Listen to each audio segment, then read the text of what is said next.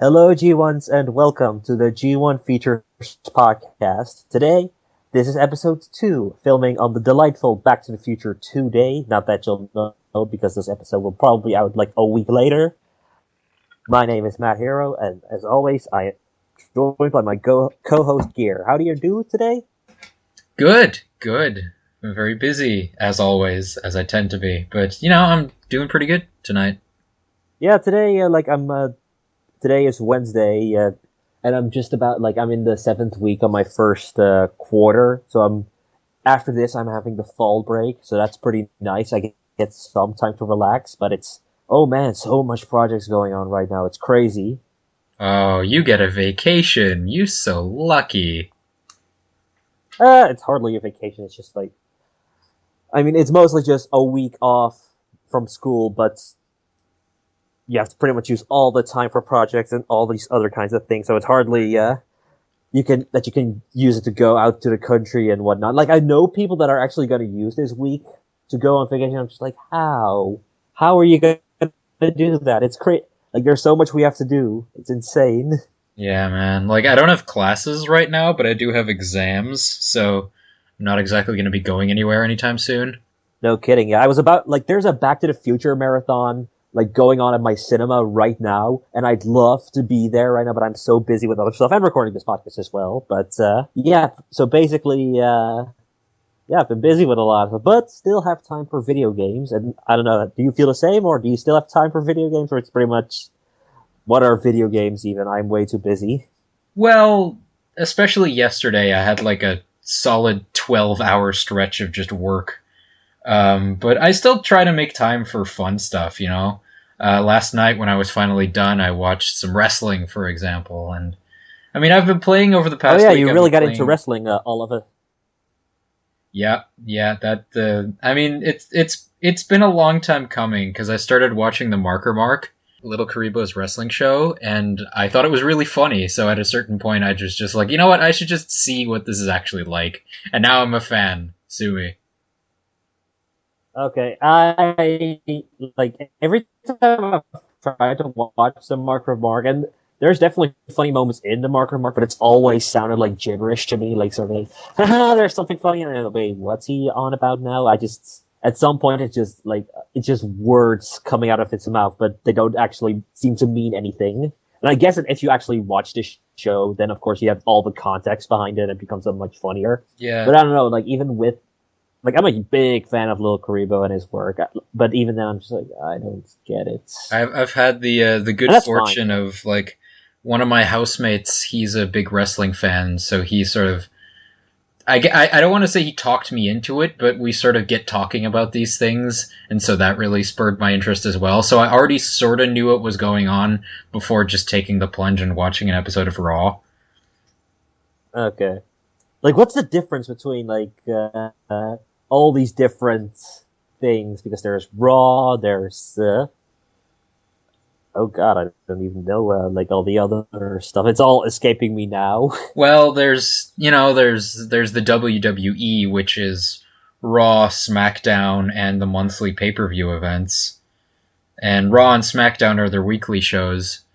Raw is on Mondays and SmackDown is on Friday. I don't know. I don't watch SmackDown. But is there any difference between them, in terms of content, or is it just beefy men and beefy women beating each other up? Well, Raw is better. That's where the plot happens, and SmackDown is just basically an extended teaser for the next episode of Raw. Occasionally something will happen there, but on Raw they'll just summarize it if something important happens, so even if you don't watch it, you don't really miss much. And then, I mean, you've got indie companies that are Ring of Honor is one. Then there's, I don't particularly care about. Oh wait, sorry. Go yeah, on. WWE also has NXT, which is sort of their developmental program, where the people go if they want to go to the main roster, but they're not quite good enough yet. That's where they receive training and stuff, but they also do their own shows. Uh huh. and if at all possible, that's something I want to talk about. I think I'll stick. Yeah, I think I'll stick to football for my viewing pleasures and all the drama that goes on there. Yeah, But fair anyway, enough. video games because Fair enough. It's But not hey, for video game. everyone. And there's. Have you been playing anything recently? Because that's what we kind of that I wanted to ask before we got Yes, on this wrestling tangent. I bought What have you been playing? Dragon Quest Heroes: The World Trees Woe, and The Blight Below a couple days ago. Does that title ever make sense in the actual game, or? Well, I've gotten as far as The World Trees Woe.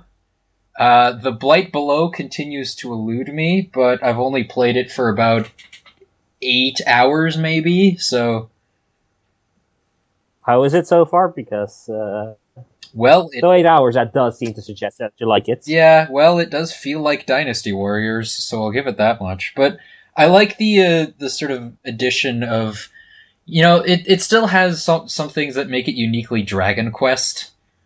So it's not just Dynasty Warriors with a Dragon Quest skin. It's kind of more like a Dragon Quest game in the Dynasty Warriors engine,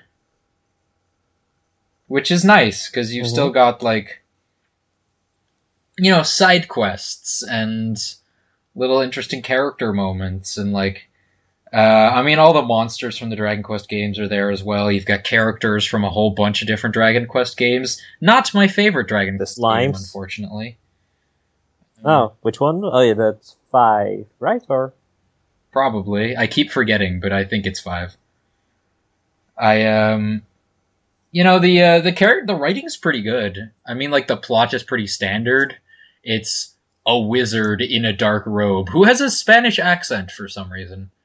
I just heard some stuff of it, that all the main cast seems to have a British accent, or at least some kind of, or some kind of European accent. Yeah, there's two. There's two that have a Russian accent. One of them has a Scottish accent. The two main cast are just generically British. But the dialogue is really funny sometimes. The jokes are really good. The two main characters play off each other very well, which I appreciate. But yeah, I'm enjoying it a lot. It feels really nice to play. And there's just it's just a good I saw the game. Sorry. Okay, you go ahead. It's just a really good game that I'm enjoying a lot. There's just a number of nice little touches that make it fun. You have the option of just holding down the attack button and it'll do your basic combos for you.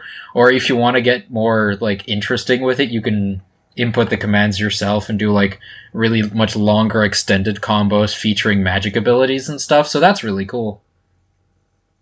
Okay, that's nice to hear. I mean, I'm not the biggest fan of the Dynasty Warriors type of games. I just find them a bit too repetitive, and that's just, that's something they're frequently criticized about. It's just, it's not really for me in that sense. Even though, yeah, there's something super satisfying about killing hundreds of, well, in this game's case, slimes, I guess.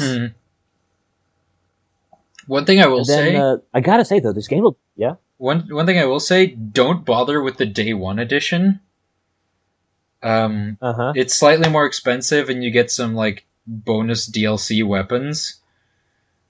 These weapons are useful for about the first hour of the game. And after that you can buy better weapons in the store, so it's honestly not worth the extra money. I do gotta say, I gotta say myself though, but I wanted to say the game looks gorgeous. It looks absolutely beautiful. It does. Is that, or at least in some of the stuff that I've seen? It does. It really is. Akira Toriyama's art style really comes through here, and it looks super, super pretty. And it just really looks nice. I've never seen a game look like that before, or at least we all sort of know the Akira Toriyama art style, especially because of stuff like Dragon Ball and the other Dragon Ball games and Chrono Trigger as well. But this is being done in a sort of 3D that you don't really see with the Dragon Ball games, for example, and it just looks really, really nice. Yeah, unless something nicer looking comes along, which it probably will be. So far, this is like the Viva Pinata of the PS4. You know, because Viva Pinata is like, for 360 at least, is probably the best looking game on that console, just because it has a good combination of just gorgeous aesthetics with good enough fidelity that it probably still looks good even now. I get what you mean with that, but maybe that's going a bit too far with stuff like FIFA Piata. But I get what you mean. Like there's that cartoony, like there's that thing with cartoony art styles that just doesn't that ages far slower than trying to go all realistic as most game companies are trying to go. Yeah, that's I mean, why Wind Waker still looks so good. That's why I Wind was Waker about still to make the holds same up. point. Wind Waker still looks phenomenal, and that's why so many I mean, it's depends on your preference, but pixel art games still look really, really good. But that's all just depending on because we're getting to that era where there's a whole uncanny valley thing. Graphics are gonna keep getting better and better and better, but at the same time, they're gonna look a lot worse because of that. Because we thought that GTA 4 looked incredible back in the day. We thought GTA 5 looked incredible back in the day, and GTA 5 still looks really good. But when you in just 2 years, it already looks a bit dated. See, here's the thing. You mentioned the Uncanny Valley, and honestly, I think we're past the Uncanny Valley now. No, No, no, no. absolutely Hear not. me out. Hear me out. Hear me out. I mean, have you played Until Dawn? I have not. It looks great. That I'll give that full credit. I played it at a first look demo last year when it was there, and it looks phenomenal. Yeah, Yeah, I I'll haven't give it played that. Until Dawn, but I swear, I've seen screenshots of the game online where I legit thought it was photographs. Like, I mean, I'm not saying like Until Dawn is the pinnacle of visual fidelity, but like, we've gone past the point of it looking awkward, and we're slowly approaching true photorealism.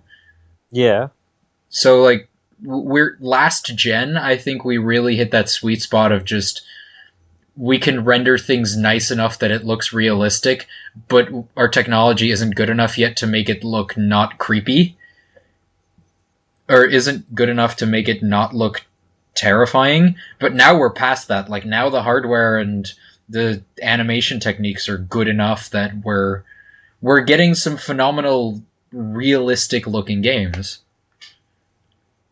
true, but you can't go wrong with cartoony. That's just always gonna be, and that's just maybe my preference in that sense. And also, Until Dawn is probably extremely expensive in that regard, with just how good it Oh, looks. probably. Though it's been a smash, it's been a very big success for Sony, and they need it because it's one of their few exclusives. So that's something they can always use. But when you're, it's funny that we're talking about this in the sense that these graphics and just how we're getting past that uncanny valley, I should say. But I've been playing a game that's been pretty much nothing but pixel arts. Oh yeah. Yeah, that's for those that don't know, Undertale, which you may or may not have heard about. The internet is kind of going crazy over this little thing. Just a bit. Have you played any of it, or? No, no, I haven't. It's on my Steam wish list, but I don't really do much PC gaming anymore. I mostly just use the thing for work and audio editing now. Uh, well, if you ever decide to go get it, it's actually very, very easy to run. It doesn't require much power. So Yeah, I know. It's just like console gaming is just so much more convenient for me now. Now that I have a console with like a decent library. I get what you mean. As as a console gamer for life, I absolutely know what you mean. But Undertale, it's a weird game to describe. Like the easiest comparison to make is Earthbound. That is, this game lives and breathes Earthbound, and I think the developer had that very much in mind. Also, very much in the game is Shin Megami Tensei, because there's the whole conversation system, which is very much a part of the game. Like if you can, instead of fighting the monster, and the fighting system is actually pretty neat. It's sort of it's very Superstar Saga-esque, I guess, in a way, or just sort of rhythm-based. But then the conversation system is also is straight out of Shin Megami Tensei, just talking to the monsters, like finding their problems or like finding out a way to spare them and not fight them at all. Hmm. And then there's also, like, the strangest thing is that there's a bullet hell parts of the game as well. That's like the main way to avoid attacks from enemies, and it's all just so very, very bizarre. And I haven't beaten the game yet, or at least, like, I think I'm getting close to the to going through my first playthrough, but everyone is telling me and to go, like, this is a game that you have to play over and over and over. That I kind of feel like I have to, and especially because things turn out so different each time. But yeah, that is something something I really want to explore a bit more.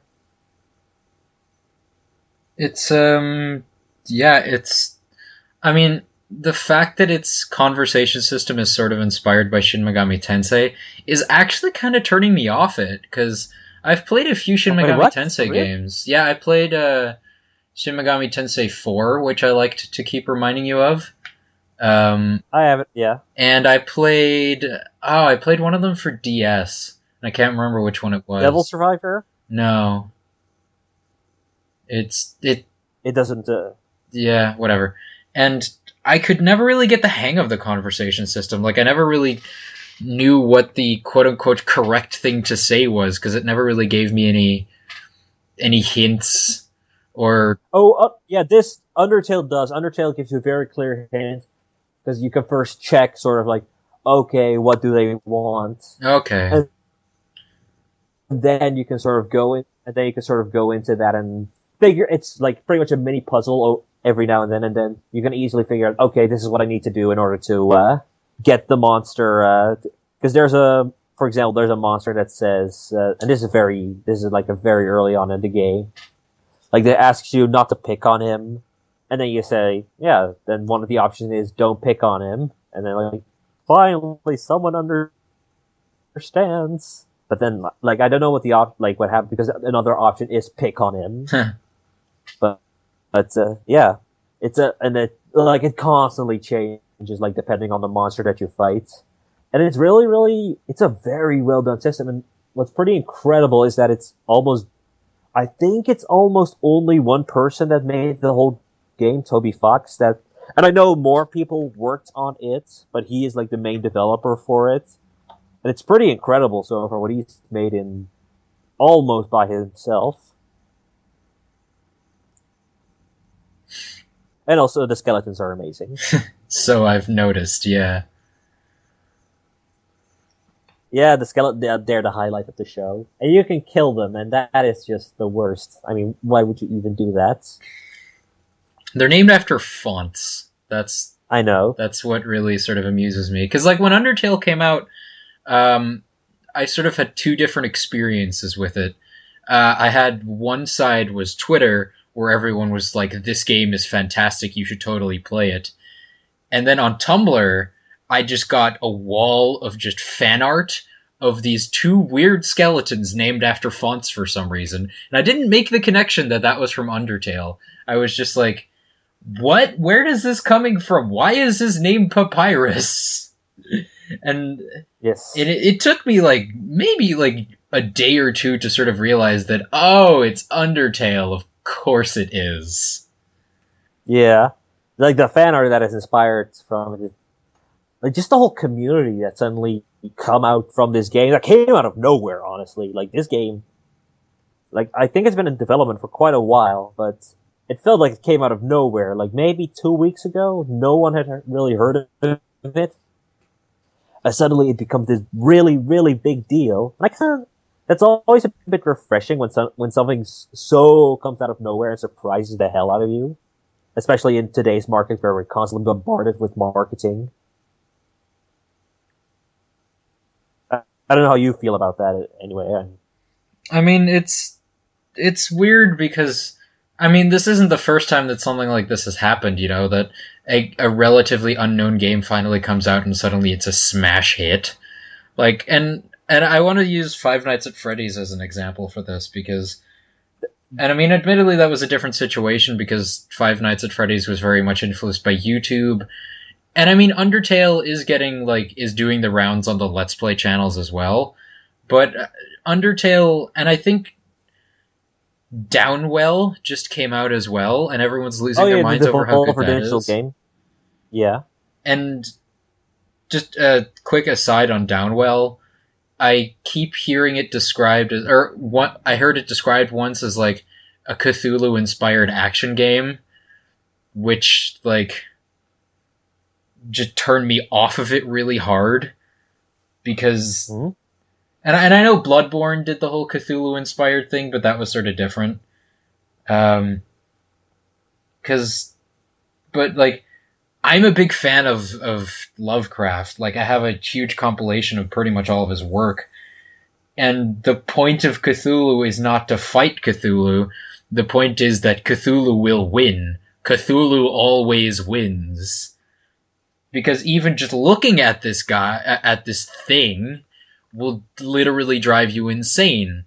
I mean, in the actual Call of Cthulhu story, the only reason the protagonist quote unquote wins is because he drives an entire boat into Cthulhu, and even then, Cthulhu doesn't die, he just goes back to sleep because he can't be arsed to deal with this nonsense right now. You know? So, a Cthulhu-inspired action game is just sort of like, I see what you're doing, but you don't get Cthulhu. I think it's more inspired by Lovecraft in the sense, like I don't know, like I've only seen the Jim Sterling playthrough of Downwell, so I can't really judge the game. And I know, like I see the game being described as Lovecraftian. That I do see, but I like the main thing is it's about a game where you try to go down on the level as soon as possible, trying to avoid and fight enemies in order to get down. But like I'm not really sure if that's really a part of it, like the whole, as you say, fighting Cthulhu. But that's only because I've only seen 10 minutes of gameplay of it, so I don't know if they actually do that or not. I hope not. It looks fun. It looks really fun.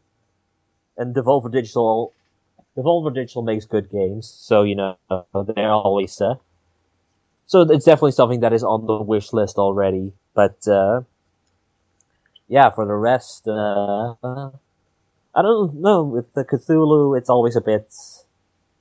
I get in the sense that the whole thing makes you insane, but there's also that.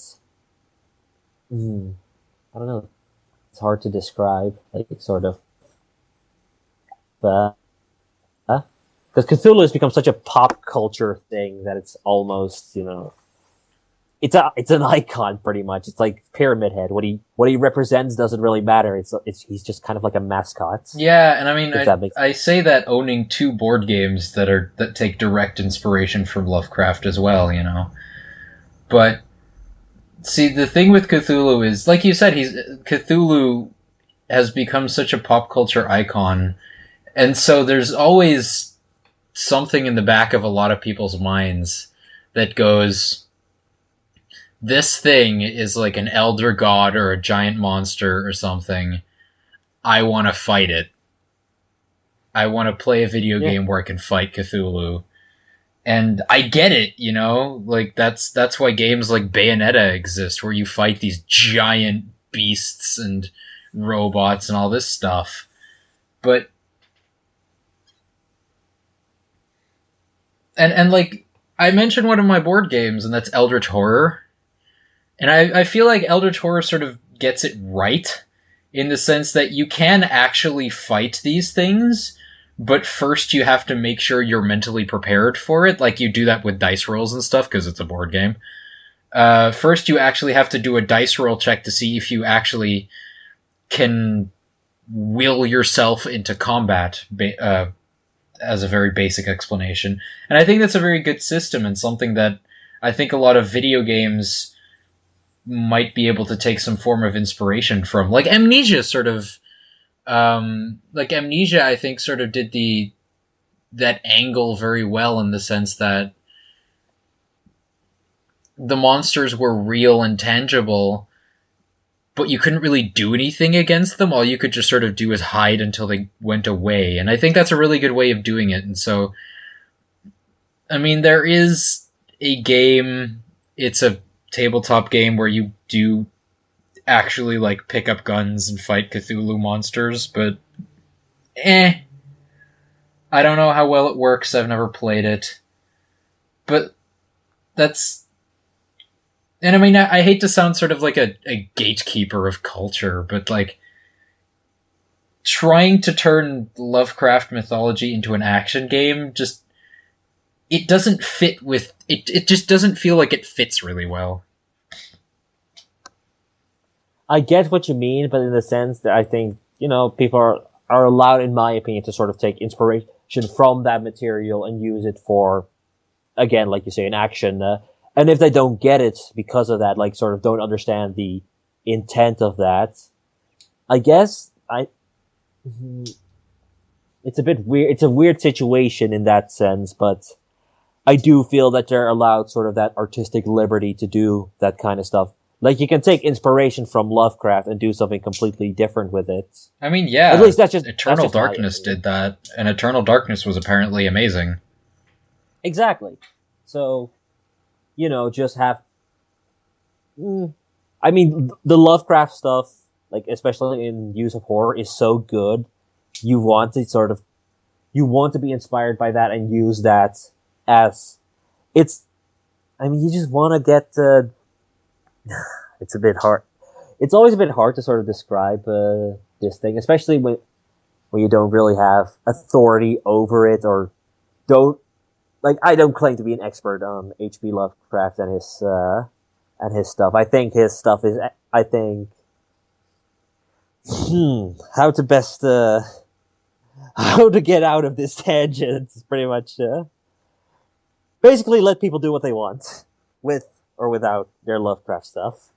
Yeah, I'm a little less open on that. I'm very much like, go ahead, like, take inspiration. That's awesome. I love it when you do that. But if you're specifically going to use Cthulhu responsibly. Lovecraft is public domain, right? Or I don't know. Like his stuff? Apparently. It does seem... Because it seems so like much Cthulhu stuff and so much other Lovecraft stuff comes out from so many different companies that it feels like it's probably public domain. Don't quote me on that. I don't actually know. I'm going to look it up right now, because now I'm too curious if... but then again, it should be. Like, I know there's stuff like the parody law, but there's... like, my favorite thing of Cthulhu is probably in the South Park episode where Cartman befriends Cthulhu in pretty much a straight parody of My Neighbor Totoro, but it's Cartman and Cthulhu, so that just makes it all the funnier. At least in my... It seems some part of H.P. Lovecraft stuff is under public domain, yes. Including the Call of Cthulhu. That's all. And maybe...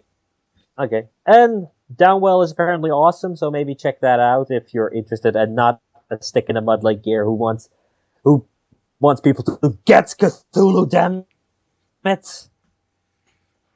Yeah. And for the rest, let's see what happens in the Gamosphere, because there's quite a bit that happens. Like, you haven't played a lot of Metal Gear, right? No, I've played Metal Gear Solid 3 and a bit of Ground Zeroes. Yeah. Okay, well, we're all aware of the Konami and Kojima war that is going on, and especially, like, if you've played Metal Gear Solid 5 and sort of see... even if you haven't followed anything that has gone on in the production of The Phantom Pain, chances are that you'll probably see that something's not right by Chapter 2, that pretty much all the missions are more difficult versions of older missions. The whole Chapter 3 that is missing and put on a Blu-ray pretty much unfinished. You realize something is not quite right, and now it seems to be official that Hideo Kojima has left Konami. Officially, for sure now. And then and now through a contract he can't join a new company until December. So yeah, even if this seems so inevitable by this point, it does still sort of feel like the end of an era because he's been at that company for 30 plus years. Yeah, but I mean, apparently they didn't really appreciate him hard enough. So honestly, he's better off this way. It's a pity that he can't work on stuff like Silent Hills and Metal Gear Solid anymore, but with the allegedly bad ways that Konami treated pretty much all of its employees, I don't know. I'm excited to see what Kojima's going to do next when he's on his own or he joins a new company or even founds his own company, takes to Kickstarter. Who knows? Yeah, I am way more excited about whatever Kojima does next, like what he is going to do, if he's going to move to a company like Sony or even like even someone like EA or Nintendo and all that stuff, or if he just starts as completely his own company, goes to Kickstarter, and hey, look, this is a game I want to do, give me money.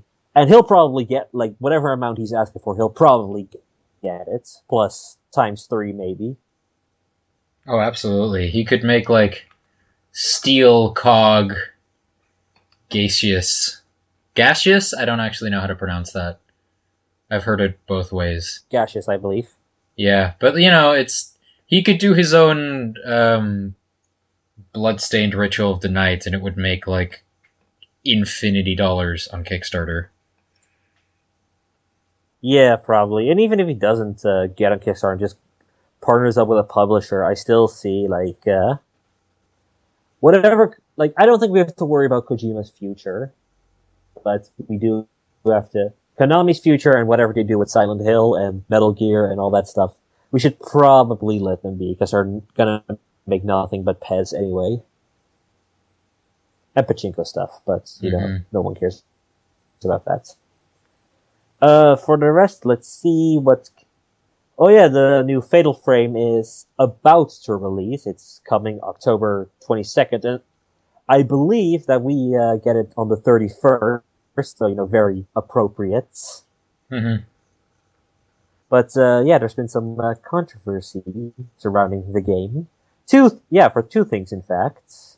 One is the removal of smutty outfits from the game, and, you know, in my opinion, whatever. It doesn't really affect anything, and I'm not sure how old these characters are, but I'm not really interested in seeing stuff like that. I'm interested in seeing them in the Zelda and Zero Suit, though. That is, because they added that for some reason, but that's odd.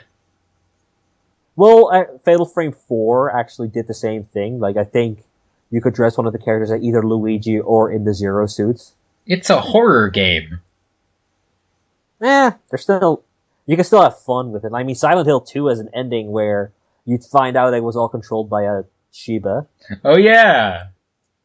So sometimes, like, yeah, they have their fun. They can have fun, even if it's all supposed to be spooky, scary. And then the second thing is that the game is apparently mediocre. Mediocre. Yes. Which is disappointing because, you know, it's been a while since we got, especially since in the West. I mean, the last thing I think we got was that we got Fatal Frame 2 for the Wii. Like, we got that remake. But Fatal Frame 4 never came West. And now we get 5 through some, like, in the North America, it's only digital, and in Europe, there's only a limited physical edition. But, of course, whenever a game from Nintendo gets, or just in general gets mediocre reviews, you get all these people just, like, I don't get that mindset of just, like, being a fan of something means you have to defend it to the death. Lest we forget our discussion from last episode about Uncharted. Oh yeah, like, it's just, like, have some standards, people. Just, you know, let people, like, you can defend the franchise if you want. You can defend the new Fatal Frame, but, you know, if you want, I think if I'm a fan of the series, I'd like the games to be good and not necessarily, like, if some people are disappointed by it, then I'm gonna to find that a shame and hopefully play it for myself and hopefully think different, but not attack them because, well, for one, I haven't played the game. But it's the same thing with Terminator. I've seen people defend Genesis, and Genesis is fucking garbage. Yeah, well, that's my personal opinion. If people like Genesis, that's, I find you weird, but, whatever. Like, there are people that defend Die Hard 5. Like, you can't defend Die Hard 5. You don't need to love something and then love everything about it. That's always bothered me for some reason. Yeah, that's kind of how I am with Saints Row. I love Saints Row 4, but Get Out of Hell is absolute trash. Really? Yeah, oh my god. What's so bad about it? Whew. It's, it just basically, like, I'll be the first to admit, as much as I love it, that Saints Row 4 has a lot of problems. And Get Out of Hell somehow makes every single one of them even worse. Uh-huh. Like Saints Row 4 was sort of unstable and didn't run very well. Get Out of Hell runs even worse. Oh dear. The audio is super glitchy. The jokes aren't funny. The weapons are boring. The plot is terrible.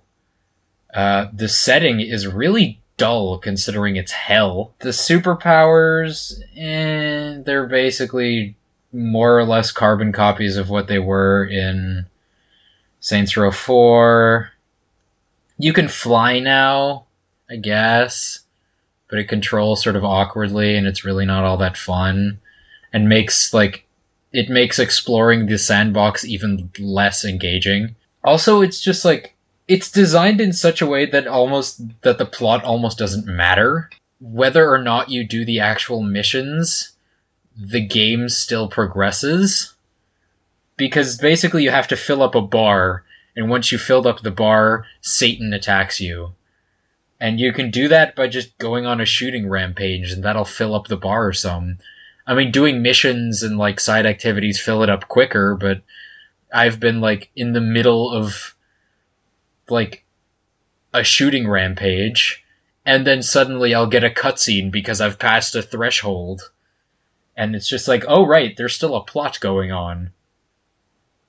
And it's just it feels really lazy. It feels like a cash grab based on the legacy of a great franchise. And I mean, you could argue that that's kind of what Enter the Dominatrix was, considering Enter the Dominatrix was literally just a bunch of bits of different DLC that they were working on stuck together. But at least they were blatant about it. Whereas Get Out of Hell, they were like, no, yeah, this is totally going to be awesome. And then it was garbage. That's disappointing. Yeah. Ooh, one last thing. Uh-huh. It's called Gat Out of Hell. I know. And so it really wants you to play as Johnny Gat. I personally think Johnny Gat is one of the most boring characters in the entire franchise. So I immediately switched to playing as Kinsey, which is something you can also do. But whether or not you're playing as Kinsey, the cutscenes all assume that you're playing as Johnny Gat. Okay. And it's just no, I'm playing as Kinsey. Re-record the fucking line with one word different. How hard is that? Well, you also have to edit the visuals. I've seen the storybook look of it, and then of some of the cutscenes. That also has to be done different. Yeah, but they're still images. It's not like you have to reanimate an entire cutscene. It's disappointing, but so hopefully Saints Row 5 will be better, because I assume we'll get a Saints Row 5 at some point. I don't know, man. Where do you go from the ending of Saints Row 4? I mean, alien planets, I guess, but that seemed like that was the goal. So we'll see. But moving on, let's see what else happened in the world of gaming. The NES turned 30, so it's 9 years older than I am. Happy birthday to the thing that single-handedly saved the gaming industry in 1985. Yes, pretty much. That it sure as hell did, and that is extremely I appreciate the NES's legacy much more than the actual NES itself. Yeah. If only because I haven't really played much with an NES and more. But hey, I appreciate the hell out of it, starting stuff like Mario, like Metroid, like Mega Man, Castlevania, all that, like Legend of Zelda, all that good stuff is all because of the Nintendo Entertainment System, and I can appreciate that. Yeah, definitely. I mean, you basically said all there needs to be said, that the NES left behind a legacy, and it's the reason not only Nintendo is so big right now, but the fact that we have a video game industry at all. Like, Yeah, because, absolutely. I mean, I won't go into specifics now, but after the game industry crash, Nintendo marketed the NES not as a piece of electronic entertainment, but as a toy, and that's the stroke of genius of including Rob in the package. And so Yeah. suddenly people were like, "Oh, it's not one of those annoying things that we had 12 different companies making. It's a toy for children. Let's try this out." And now we have video games again, Yes. which is nice because if we didn't, then we wouldn't be doing this right now. Exactly. And so, yeah, good on you, NES. I'm still looking to get one of these days, but again, not really have enough money to go and get one right now. But going from the past to the future, let's go and take a look at the games that are coming out right now, because we did skip a bit from other games because they came out in between the gap between the old episode and the new episode, and this episode that we're recording right now. So first, let's see what came out in that time. Let's see. Well, Yoshi's Woolly World came out, In the but that US, was out anyway. in the US. It's been out here since April. I honestly I thought forgot it had come out, partially because I I don't have a Wii know U, but I still need to get it myself because It's one of those games where you kind of wait. I'll wait when it's cheaper or when you can find it used for enough money. But right now, like it's a good Yoshi game, and those are always fun to get, and it just looks so incredible. Like that art style just looks so nice. yeah. Then there's Dragon Ball Z Extreme Budoten. Meh. Uh, a Gravity Falls game apparently came up on the 3DS. Oh, is that already out? Yeah, It's published by Ubisoft, right? I guess. I think, yeah, Let I me was see. talking to someone about this a couple weeks ago. Ubisoft published it, but the creator, Alex Hirsch, had like a lot of oversight on how it goes on the actual game. So at least the writing will probably be good. I don't know if it'll be anything better than just a standard platformer, but Yeah, it's made by Ubisoft, and like a Ubisoft studio as well, so not like a way forward who always seems to make these type of games. But to be honest, I'm not really. Oh, hold on. Ooh. It's powered by Ubisoft's in-house UbiArt framework engine. ooh, So I'm all over that. So the same engine that helped make Rayman Legends, Child of Light, and Valiant Hearts. So suddenly I'm a lot more interested. It's probably not good still, but UbiArt. There need to be more UbiArt games. Oh yeah, absolutely. I love that engine. Like Child of Light was an okay game, but it's probably one of the most gorgeous games I've ever played. Yeah, same here. I think it's absolutely beautiful. So, but other games came out. Guitar Hero Live came out, which looks really interesting. Actually, it seems like Rock Band 4 stayed mostly the same in terms of when it came back, and sort of like, oh, it's Rock Band. We all know sort of how it is worked. But then Guitar Hero goes completely the other way and sort of shows, look, we can do this differently. That's good. Yeah, I think that's a good, and I do think there's something very fun about the sort of the FMV arts, the MMV style that they're going with. It's something very different from the other Guitar Heroes who have that very cartoony look. Mm-hmm. Let's see, what else came out? Two episodic games reach their conclusions: Tales of the Borderlands and Life is Strange. I've heard universally good things about Tales from the Borderlands, and apparently the ending to Life is Strange is very divisive. I know some people that really like it and some people that really don't. I've had one response from someone that didn't follow me on Twitter, like when I asked, "Hey, did Life is Strange take the landing or go off the rails?" and the latter was said, and I haven't read much reviews of it, so I can't really like. Life is Strange is a game I've been waiting to finish before getting it, Same. and now I'm sort of like trying to read. Okay, does the ending make it worth it? Because this is such like it has inspired such passion from people. I kind of just want to see it for myself because the first episode was kind of garbage in my opinion, or at least terribly written. I mean, I'm a big fan of Don't. I don't know how to pronounce that company. Don't nod. Don't Nod. I don't know. And I mean, we've talked about this before, where I still appreciate what Remember Me tried to do. So I'm glad that Life is Strange has at least been a pretty decent success for them. And Yeah, I'm curious to absolutely. see what they'll do next, because these two games have been very different. So there's no real predicting that. Exactly. Other games that came out: Overlord, Fellowship of Evil. Eh. Like I have a soft spot for Overlord, if only because the originals were made by Dutch studio, and also because it's evil Pikmin. But this one doesn't look very good. And there was the Jim Sterling video, which didn't make it look any better. He did a video? Yeah, like a squirty play. Oh, I didn't see that. Okay. Tales of Zestiria, which is a Tales game. You kind of already know what to expect with that. Apparently, now, it has Little Karibo has a couple of voice roles in it.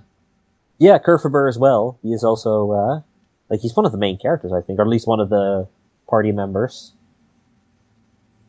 So that's neat. And now we're moving on. Like, let's just go through all of October, what we still can expect from this month. We've got, let's see, Assassin's Creed Syndicate is coming very, very soon. I thought that was next month. No, October 23rd. Oh, geez, that's in 2 days. Yeah, I know. It's crazy. It kind of just snuck up on me as well. Not gonna lie, it doesn't look too bad. Like, it looks a lot better than Unity, that's for sure. It's a new studio. Like, it's sort of like Ubisoft Montreal has pretty much been doing these Assassin's Creeds since 2007, I guess. And this one is made by a new studio. I think it's still Canada somewhere, but it's definitely, like, it's a fresh start. And I think, like, I'm not really sure what to expect of Syndicate. I hope it's a lot better than Unity, because Unity was definitely a step in the wrong direction. It still has microtransactions. That's true. That's because it is still Ubisoft, and they are still terrible. Oh, it's Ubisoft Quebec, so it's still still in the Great North. The Great White North. Yes. Okay, then for the rest, in that same day, The Legend of Zelda Triforce Heroes comes, which, you know, if you like your Four Swords type of Zelda, that seems very fun. I like the dress-up mechanic of it, but for the rest, I'm just kind of... I feel oddly meh for Triforce Heroes. I watched a Video Gamer's review of it. If you're gonna play it solo, reconsider. I was not really planning to do it solo. It doesn't seem... Like, this game seems to demand it is multiplayer. Absolutely, it is. You can only control one of the 3 characters at a time. And, like, the others don't get hurt while you're not controlling them, but they also don't do anything while you're not controlling them. There's no AI there. Oh, that sounds so tedious. Yes. That sounds like... Oh, that sounds like the worst. But, okay, for the rest, let's see, we're getting, Darksiders 2 Definitive Edition. Definitive? I thought that was already out. I think I saw that on the PlayStation Store, like, 3 weeks ago. It says October 27th here. Okay. Let me see. But yeah, like, Darksiders 2 is a fun game, one of the last big games THQ made before they bit the dust. Yeah, I liked the first Darksiders a lot more than the second one. I didn't like the whole, Diablo-style loot drop stuff. I preferred the much more sort of focused and linear Zelda ripoff that the first Darksiders was. Yeah, I get what you mean with that. And I guess that, like, I wanted to go something a bit different, or at least sort of... But, yeah, if you like your Darksiders, because this is probably gonna gauge interest for Darksiders 3 if Nordic Games or the new IP holders ever want to go and do that. But Darksiders 2 is hardly the biggest release on October 27th, because that probably is Halo 5. Can I just say, Halo 5, great trailer. Yeah, the trailer is awesome. Oh man, Knights of Sidonia, such a good song for that. I know, it's really good. But for the rest, I mean, it's only been because of that trailer, that Knights of Sidonia trailer. But before that, I felt like there was basically no hype whatsoever for some reason. Well, I think it ties into something that people were talking about today on Twitter, where it's just like, do you really need to market something that doesn't need to be sold? Like, do they need to put out this many trailers for the new Star Wars movie? I mean, Halo is still, I think, one of Microsoft's biggest sellers for the Xbox. And I think Halo 5 being... is it the first Halo game on Xbox One? It's the first new one. There was Master Chief Collection, which was marred by bugs and all that good stuff. But the first new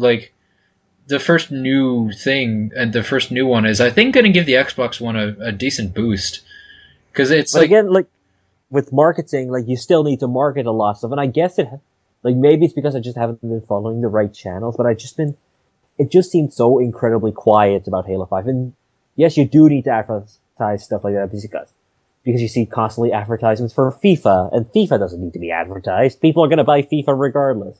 But yet there's still the advertisements there. That's something you still have to do, especially when Halo right now seems, like in the Xbox One in general, just seems to be a franchise. Like, sort of like, is this still as big as it is? Is this something that has just kind of dropped? Yeah, I think even Phil Spencer admits that, Sony kind of beat us this generation. Now, we did learn, because for the longest time the Xbox 360 was giving the PS3 noogies this whole generation, but they did catch up, so, it's never too late. But other games the game that you wanted to talk about, your new is WWE 2K16. Yeah, I don't know how to, like, I don't really play wrestling games, I just sort of watch wrestling, but what really bothers me is, I don't know if people know this, and admittedly this story is a couple weeks old, but now that I'm watching it, I sort of feel invested. Basically what happened with this game is a number of the, like, most well-loved current female performers, including, I mean, you're not going to care, but I'm going to rattle off some names anyway. Paige, Sasha Banks, Bailey. Wait, I don't think Bailey is in the main roster. Anyway, the Four Horsemen is what they're collectively called, that are responsible for sort of giving the women's division, or the Divas division as it's officially supposed to be called, but screw that, more legitimacy, because they're legitimately entertaining and very talented and very good performers, and they're not in the most recent game. Like, they're not even planned as DLC. But, Nikki Bella, the person that literally nobody likes, is in there, so I don't know what the hell they're doing with this. You're right, I do have a hard time caring, but it is, it's a weird situation. And I don't believe that they're not working on them as DLC. Of course they are. At least that I would be surprised if they didn't. If they are as popular as you say. I don't know, man. They've made no announcements in regards to that. And I checked the well, there's always I checked the official WWE website before we started, and there was nothing indicating that they're even considering it. You never know, especially in as when the game is out and there's more demand for it. Of course, I think they're gonna add stuff like that, and that's pretty much it in terms of except that Galaxy, which is a great game on the PSN, is coming to PC. It's a very fun anime-inspired shmup that you really should check out. What was it called? Galaxy.